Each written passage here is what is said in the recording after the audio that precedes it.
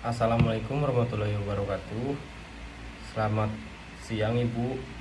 Sebelumnya izin memperkenalkan diri. Perkenalkan, nama saya Yohanes Krishna Supriyadi, NIT 2209232, kelas Alpha dari Prodi D4 Manajemen Transportasi Udara. Baik, di sini saya akan menjelaskan, lebih tepatnya saya memaparkan materi atau studi kasus dari maskapai AirAsia. Studi kasus ini memperkenalkan AirAsia sebagai salah satu maskapai penerbangan berbiaya rendah yang sukses di dunia. Kisah suksesnya ini dimulai pada tahun 2021 ketika Tony Fernandes ini mengakuisisi maskapai yang sedang kesulitan ini.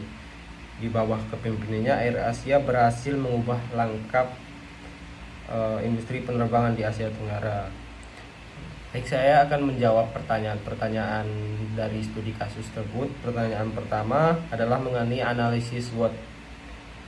AirAsia setelah diakuisisi oleh Tony Fernandes, ia perlu mengidentifikasi adanya kekuatan, kelemahan, dan ancaman yang dihadapi AirAsia pada saat itu. Nah, dari studi kasus atau latar belakang dari studi kasus ini, kita dapat melihat beberapa hal kelemahan utama AirAsia pada tahun 2021 pada kondisi keuangan yang terpuruk dengan utang sekitar 11 juta USD. Dan ini merupakan tantangan yang besar yang harus segera diatasi oleh manajemen baru. Namun, Tony Fernandes melihat peluang besar dalam industri penerbangan berbiaya rendah di kawasan Asia Tenggara. Pada saat itu model penerbangan ini seperti belum terlalu dominan karena ada ruang yang luas untuk pertumbuhan. Peluang ini menjadi salah satu daya tarik utama akuisisi bagi maskapai penerbangan AirAsia. Kemudian kekuatan yang mungkin dimiliki AirAsia meskipun tidak disebutkan secara langsung dalam latar belakang, bisa jadi berupa potensi merek yang sudah dikenal walaupun sudah terpuruk. Aset yang masih dimiliki yaitu seperti pesawat atau rute penerbangan dan sumber daya manusia yang ada. Setelah akuisisi utama AirAsia tentu saja memiliki visi dan kepemimpinan dari Tony Fernandes yang berani mengambil risiko dan memiliki strategi yang jelas untuk mengubah nasib perusahaan maskapai AirAsia ini. Kemudian ancaman pada saat itu kemungkinan besar adalah persaingan dari maskapai penerbangan yang lainnya yang sudah mapan dan memiliki sumber daya yang lebih besar. Selain itu, kondisi ekonomi regional dan fluktuasi harga bahan bakarnya juga bisa menjadi ancaman bagi keberlangsungan operasional maskapai. Kemudian pertanyaan kedua menyoroti peran inovasi teknologi dalam kesuksesan AirAsia. Studi kasus ini secara spesifik menanyakan bagaimana sih penggunaan teknologi informasi dan platform digital membantu perusahaan dalam operasi dan layanannya.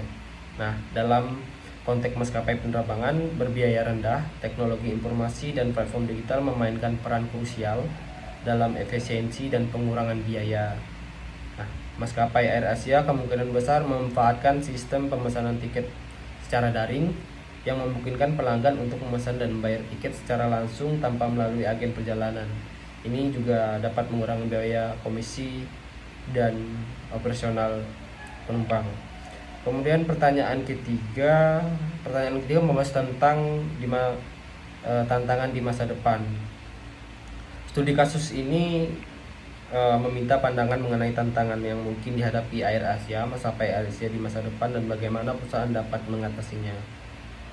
Untuk industri penerbangan dikenal dengan persaingan yang sangat ketat dengan banyak pemain yang menawarkan layanan serupa. Tantangan di masa depan bagi AirAsia ini meliputi peningkatan persaingan dari maskapai berbiaya rendah lainnya, munculnya permainan baru di pasar regional, serta persaingan dari maskapai full service yang mungkin menawarkan tarif yang lebih kompetitif. Nah, jadi Itu tantangannya. Kemudian pertanyaan keempat berkaitan dengan etika bisnis. Dari studi kasus di atas menanyakan bagaimana perusahaan penerbangan memastikan bahwa mereka beroperasi dengan standar etika yang tinggi. Jadi standar etika yang tinggi itu beroperasi dengan standar etika dalam industri penerbangan sangat penting karena menyangkut keselamatan dan kepercayaan pelanggan. Maskapai penerbangan perlu memiliki kebijakan dan prosedur yang jelas terkait dengan keselamatan penerbangan, pemeliharaan pesawat, dan pelatihan kru. Transparansi dalam penetapan harga dari maskapai dan biaya tambahan juga merupakan aspek penting dari etika bisnis. Kemudian pertanyaan kelima itu menanyakan pelajaran apa sih yang dapat dipetik dari kasus kewirausahaan Tony Fernandes dan kesuksesan Air Asia bagi kewirausahaan lainnya yang ingin sukses di industri penerbangan. Kisah Tony Fernandes dari Air Asia memberikan banyak pelajaran berharga bagi para kewirausahaan. Yang pertama itu keberanian untuk melihat peluang di tengah kesulitan dan mengambil risiko yang terukur adalah kunci bagi Tony Fernandes. Kemudian kepemimpinan yang kuat dan kemampuan untuk mengeksekusi strategi dengan efektif sangat penting bagi strategi untuk Tony Fernandes ini, yang mampu berhasil membangun tim yang solid dan mengimplementasi model bisnis berbiaya rendah dengan disiplin.